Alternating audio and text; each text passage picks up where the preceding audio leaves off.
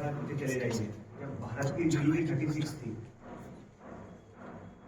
पिछले तकरीबन 1100-1200 साल के अंदर भारत ने क्या चीज देखी हुई समझना बहुत जरूरी है कि भारतवर्ष कभी असक्षम नहीं रहा, कभी नहीं। भारतवर्ष ने कभी भी दिया है, हमारी भूमि ने हमेशा सदैव देने के लिए माना है। तो आज से 1100 साल पीछे भारत की जो जीडीपी 36 थी, एजुकेशन में हम अव्वल थे, बिजनेस में अव्वल। हमारे यहाँ पे लोग बिजनेस करने के लिए लोग आते थे, छोटे छोटे बिजनेस।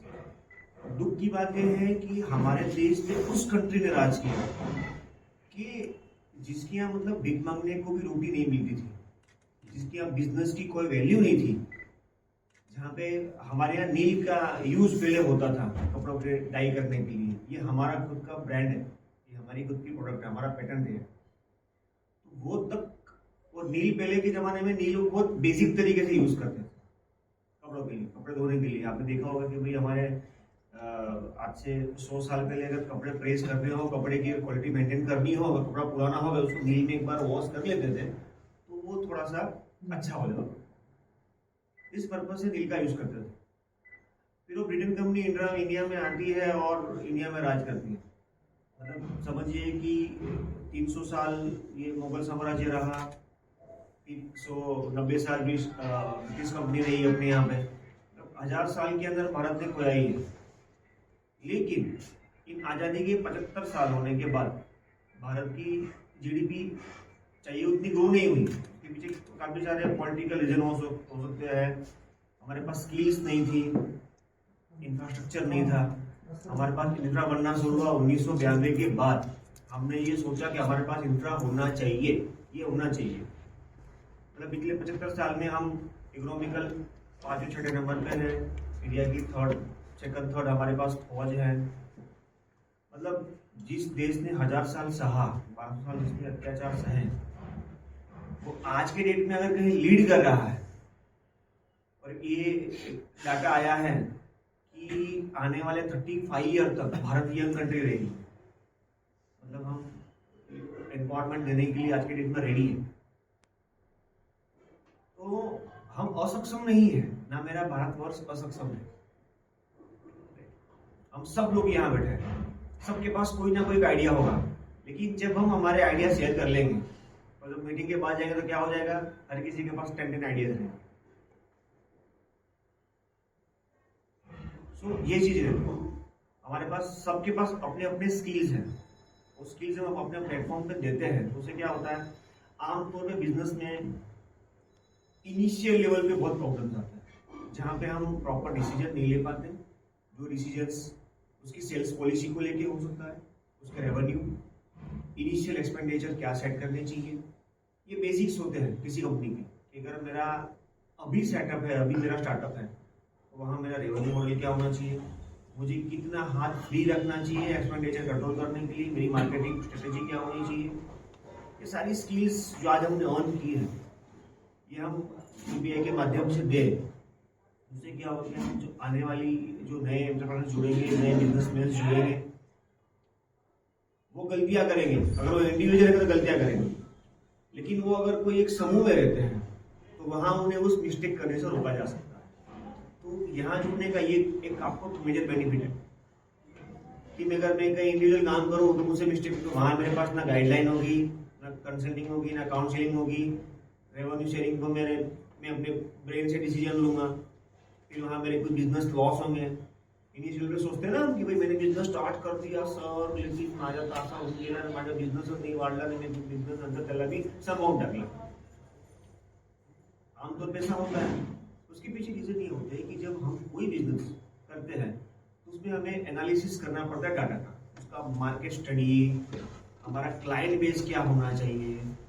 मुझे मेरी कंपनी का मेरे पास 100 रुपया है तो मुझे कितना उसके अंदर मुझे सीआर रखना पड़ेगा, क्रेडिट रखना पड़ेगा बैंक के अंदर, मार्केटिंग के लिए क्या एक्सपेंडिचर क्या क्या सेट करने हैं, नए क्लाइंट कैसे, क्वालिटी इनहांस कैसे करनी है। ये सारी स्ट्रेटेजिकल चीजें डिसाइड होती है, तब जाके कंपनी सुपीरियरली आगे बढ़ती है।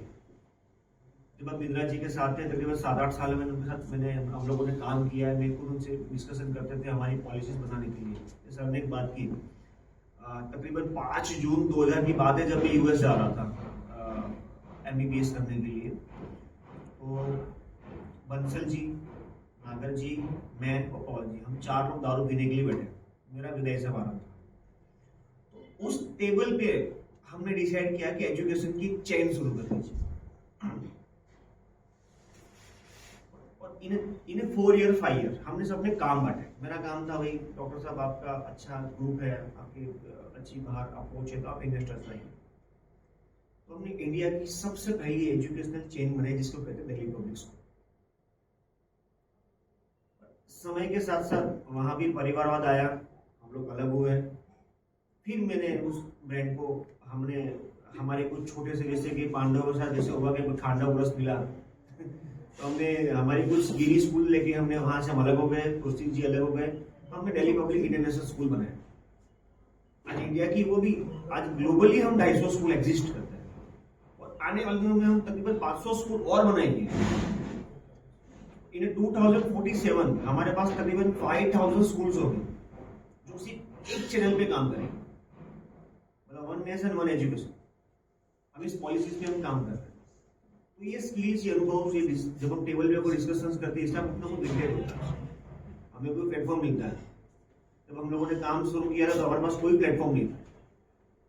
मेरे पास बहुत अच्छी जॉब भी, जैसे हमने कहा, मैं जैसे CBI में 4.5 साल 7 महीने मैंने काम किया। मनमोहन सिंह सर को सीधे डायरेक्ट रिपोर्टिंग था मेरा। मनमोहन सिंह सुबह 7 बजे, मतलब डॉट सीधे हम पाते था मेल हमारे यहाँ पे सिस्टम में, दिस इज चेकलिस्ट, इतनी चीजें कंप्लीट करनी है। इतनी प्यारी नौकरी छोड़ के, मतलब PMO में काम करना, लोग IAS ऑफिसर 25-25 साल तक मेहनत करते तब भी वहां नहीं पहुंच पाते। तो मेरे नसीब थे और मेरी स्किल थी, मैं मेरे सब्जेक्ट में टॉपर रहा और मुझे वहां मौका मिला काम करने का। हमने वहां अपना बेस्ट दिया। जिस तरीके से हमें अगर कोई प्लेटफॉर्म मिल जाए, देखो जैसे समीर भाव ने बोला कि सर आना है, मैंने कहा ठीक है सर, बिल्कुल आएंगे, अवेलेबल हो जाऊंगा। क्यों? क्योंकि हमें कोई भी प्लेटफॉर्म को छोटा नहीं समझना चाहिए। हर चीज पहले, जैसे एक बेबी होता है, वो पहले छोटा ही होता है, वो एकदम से कोई बेबी बड़ा 20-22 साल का नहीं हो जाता। आज हमने जो जर्नी यहाँ से शुरू की है वो कहीं ना कहीं 0 से शुरू की है। और मैं लाइफ में बहुत बार 0 हो चुका हूँ, लेकिन उसके बाद कभी भी उठे हैं तो हमने भी नंबर ही देखे। हम कहीं भी जाते हैं स्कूल की बात करने के लिए, तो वहाँ हमारे यहाँ 300, 400, 500 की जगह हमारे डिस्कशन होते ही नहीं है स्कूलों के लिए। सो मोरल ऐसा है कि हमें कभी भी सेल्फ मोटिवेटेड ही रहना। अगर आपके पास कोई समस्या है तो आप बिल्कुल BBI से कहिए। आपकी बिजनेस स्ट्रेटेजी कुछ डिसाइड करनी है, मार्केटिंग के लिए कोई डिस्कशन करने हैं आपको, कैसा मेरी ये बैलेंस शीट ये ग्रो नहीं हो रही है, उसकी R&D की जाएगी, उसमें जो बेहतर चीज़ें हो सकती है वो डिस्कस की जाएंगे, रेवन मॉडल बताए जाएंगे, दिस इज रेवेन्यू, ये आपको कैसे करना है, शेयरिंग करना है, ये सब चीज़ें भी कहीं ना कहीं आपको एडवाइजेबल रहेगी BBI के प्लेटफॉर्म पर। सो एक समूह में जब हम शुरुआत में जुड़ते हैं तो उसमें शुरुआत में मजा आता है करना, फिर धीरे धीरे क्या होता है, ग्रुप बढ़ जाते हैं, फिर चीजें रिपीट होने लगती है।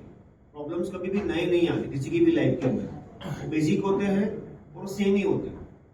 चाहे पति पत्नी के झगड़े देख लो, अभी तो फेस्टिवल उत्सव चल रहा है 1 महीने का,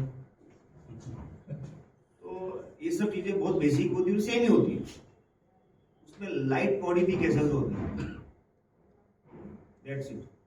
आप किसी भी पारिवारिक केसेस को पकड़ के देख लो, पर्सनल लाइफ में, बिजनेस के अंदर, और टिपिकल बेसिक मिस्टेक्स करते हैं। बस आप उस बेसिक को समझ लिया, या अपनी पर्सनल लाइफ के अंदर या आपके बिजनेस के अंदर, उस बेसिक को जब आप सही कर लेंगे, आप सही करेंगे।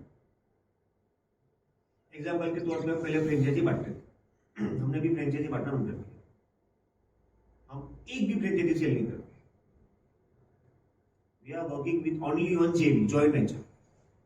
ये पैटर्न जो आई थी, ये भारत की पैटर्न, JV पहले भारत में ही होता था, जिसे हम बाटा पद्धति बोलते थे। पहले क्या होता था, तो मेरे पास पैसे नहीं है लेकिन मेरे पास गेहूं है, आपके पास पैसे नहीं, आपके पास चावल है, तो हम पहले उसको बाटा पद्धति से पहले अप्लाई करते थे। ये पॉलिसी ब्रिटेन ने इसको इन्हांस किया, US ने इसको इन्हांस किया, और आज के डेट में दुबई या जितनी भी बाहर की कंट्री है, क्योंकि नॉर्मली क्या होता है, मेरे पास अगर कोई लैंड है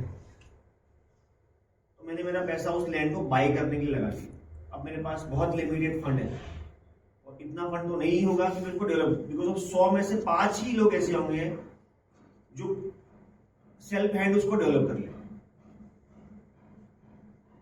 अब जितनी बड़े प्रोजेक्ट है या आपके ग्रुप में कोई बिल्डर्स होंगे या जो लैंडलॉर्ड होंगे, आप उनको ये पूछ के देखना, हाँ लैंड रखी हुई है लेकिन उन्होंने लैंड बाय कर ली बट डेवलपमेंट नहीं है।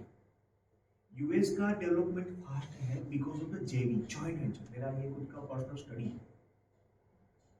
वहां ग्रोथ, दुबई में ग्रोथ क्यों फास्ट होते हैं? लोग जेवी करते हैं, मेरे पास ये है आपके पास ये है, ठीक है, मिल जाते हैं, this is the solution.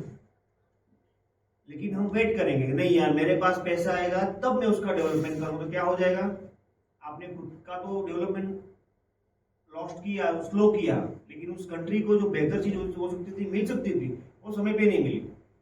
Decision सब लेते हैं, लेकिन सक्सेसफुल डिसीजन वही होता है जो सही समय पे लिया जाए और सही समय पे उसका इम्प्लीमेंट हो जाए, तब आपका लिया गया निर्णय काम आता है। अदर देन नहीं, भूख लगी तभी खाना खाते हैं, ऐसा नहीं कि हमारा पेट भरा हुआ, हाँ गुलाब जामुन चलो लाओ खाए तो खा लेते हैं, नो, तब फिर इसका मजा भी नहीं आता। अभी आने वाले 5 सालों के अंदर जेवी पैटर्न पे ही वर्ल्ड वाइड, भारत के अंदर ऑलमोस्ट सभी जगह पे दिखेगा कि धीरे धीरे धीरे धीरे ये जेवी पैटर्न हो जाएगी और फ्रेंचाइजी मॉडल बन जाएगा। जब हम मिलते हैं तब काम होता है, और एक से एक मिलते हैं तो वो 11 बनते हैं। ऐसी बहुत सारी दंत कथाएं भी हैं और मानते भी है सब चीज़ों के अंदर। सो बहुत अच्छा प्लेटफॉर्म क्रिएट किया है सर, और दिल से मतलब कभी भी सर की तरफ से इन्विटेशन होगा, हम बिल्कुल समय निकाल के आएंगे। हमारी जो बेटर स्किल है, जो हमने अर्न किया, जो हमने सीखा है, वो हम बिल्कुल आपको देने की कोशिश करेंगे। उसके अलावा आपको जो पूछना चाहें तो बिल्कुल पूछ सकते हैं। मैं सबको विराम देता हूँ। धन्यवाद समीर सर का, हमारे साथ मेरे सर का बहुत बहुत धन्यवाद, आप आए और आपने हमें बुलाया। कौन सा ज्वाइंट वेंचर में क्या होता है कि हमारा कंसेप्ट कुछ और है, हमें जैसे कि मेरे पास प्लॉट है और हम उसमें कुछ करना किसी और को बिल्डर को दिए, तो हम बिल्डर से हमारा एक्सपेक्टेशन रहता है कि हमें ज़्यादा से ज़्यादा मिले, और बिल्डर का रहता है कि नहीं जो है कम से कम जो है, तो वो चीज़ें को एडजस्ट करने के लिए उसमें कैसा होता है, मैंने एक शुरू में एक चीज़ बोली, जिससे